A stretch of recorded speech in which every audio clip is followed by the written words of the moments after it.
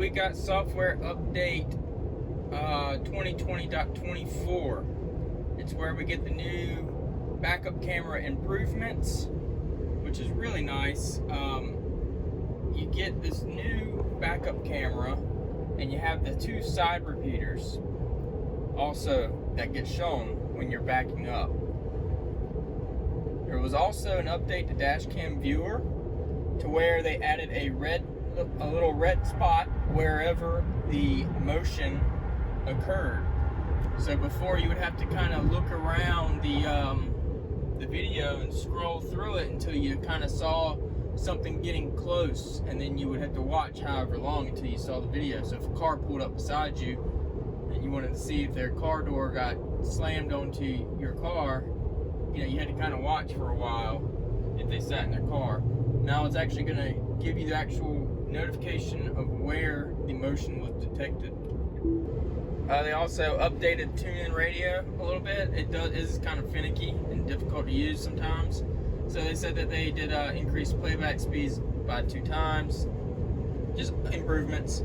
They also upgraded the walkaway door improvements. So say, for example, if you have a garage, you can now exclude home for walkaway door locks. And that way, when you're in your garage and you walk out of your car, it won't lock every time you go in and out. They're also going to have the ability to do the cabin camera for in cases where there's accidents or whatever, so they can actually be watching the driver and what they were doing before the accident.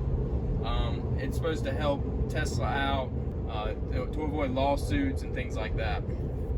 So when it comes to the camera, you've got the regular rear view camera, which that's how this would look, right? As you're driving down the road. Now you press this little arrow down here, and you can see the 2 side repeaters. That's a really nice feature. As you can see, it gives you basically a blind spot. You can just kind of see your blind spot a little bit better on both sides there. Say if you're making a turn signal, changing lanes.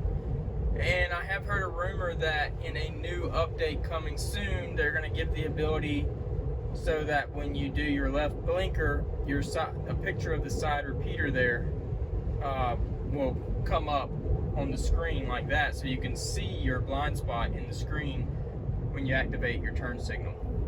So a lot of good stuff. This is going to be really handy when backing in and things like that. You can see the lines and where you're backing. It's another update that comes from user feedback, and your car's getting better without having to buy a new model year. And that's just something that no other car manufacturer can say they do. Your car, you typically have to wait for the next model year, and you have to purchase that whole vehicle when we get this updates for free. So let's talk about the new tune-in menu. Well, you can see there's a For You page, which just has random stuff on there right now because I'm not logged in. They have a podcast thing now. And I don't remember exactly how it was before. You'll have to go back to one of my older videos. So never mind. Here is the old version of the TuneIn app. As you can see, it's got a few things, but it doesn't have as much information. You also don't have the ability to log in. So then it doesn't save your podcast.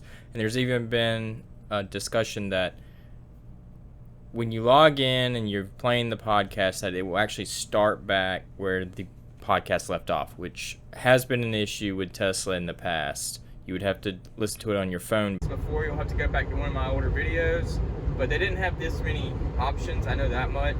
Now you can sort with music, sports. I think you had to go through a couple of menus to get to this kind of stuff. News, radio, which is gonna be like FM, and then they have AM as well. Then they have regions, so that you can actually pull up radio stations from other countries and other cities and actually search that way.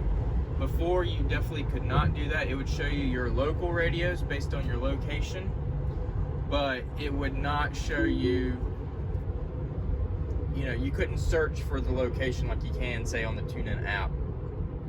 And then of course you can log in with your personal TuneIn Radio account, and so if you have like TuneIn Pro or whatever, or just their standard free account, and it will have all your stuff probably in your For You. I will log into that later on and see if it's got any of my saved things. But that is a much better layout. Thanks for watching. Please like and subscribe if you want to see more videos on Tesla updates, Tesla Autopilot, and just other things about Tesla.